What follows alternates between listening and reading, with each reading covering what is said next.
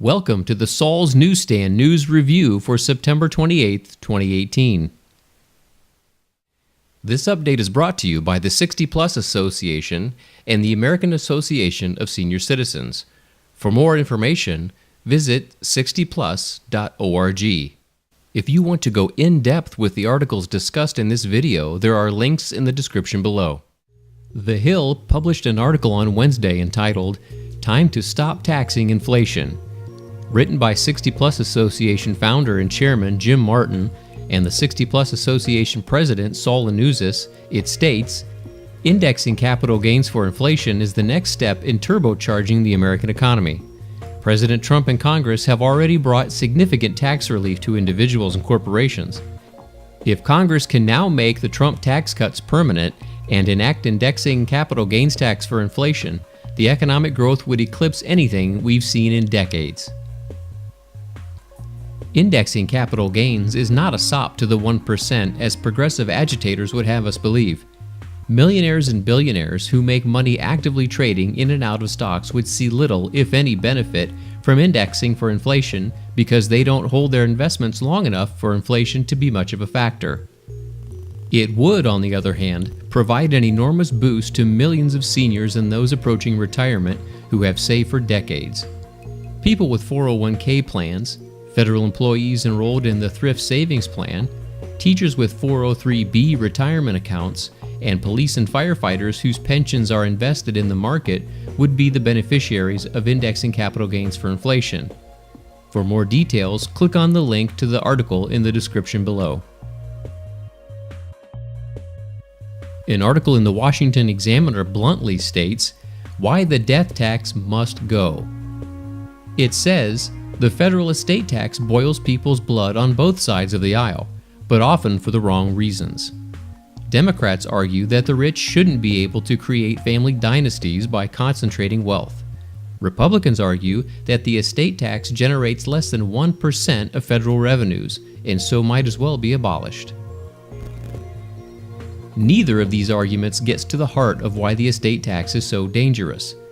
What Democrats miss is that the rich have available to them all sorts of accounting and legal tools to avoid, or at least mitigate, their tax bills.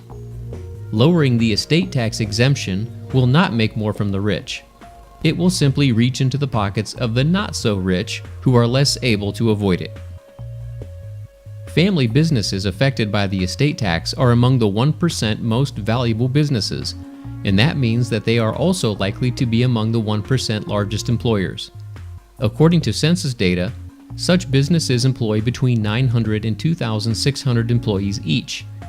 In other words, the family businesses that are most likely to trigger the estate tax when their owners die are providing somewhere between 26 million and 32 million jobs that could all vanish.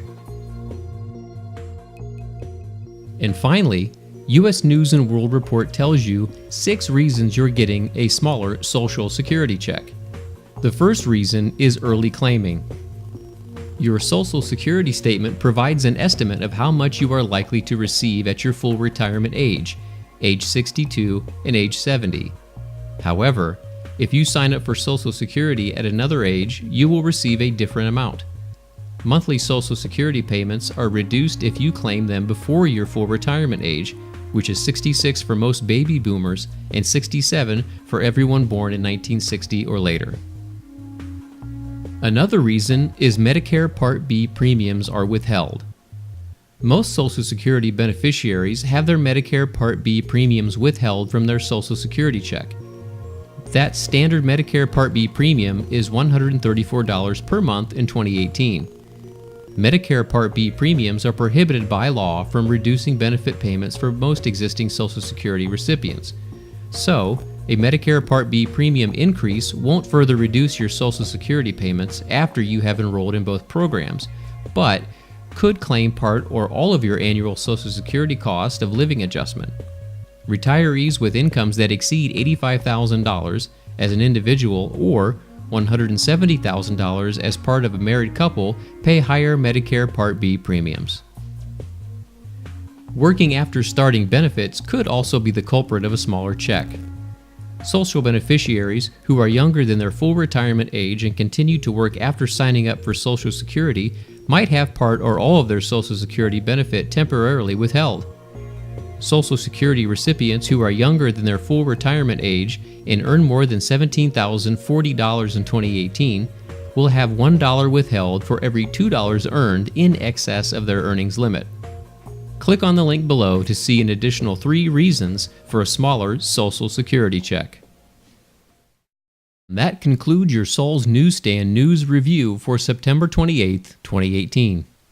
For more political news faster, visit saulsnews.com.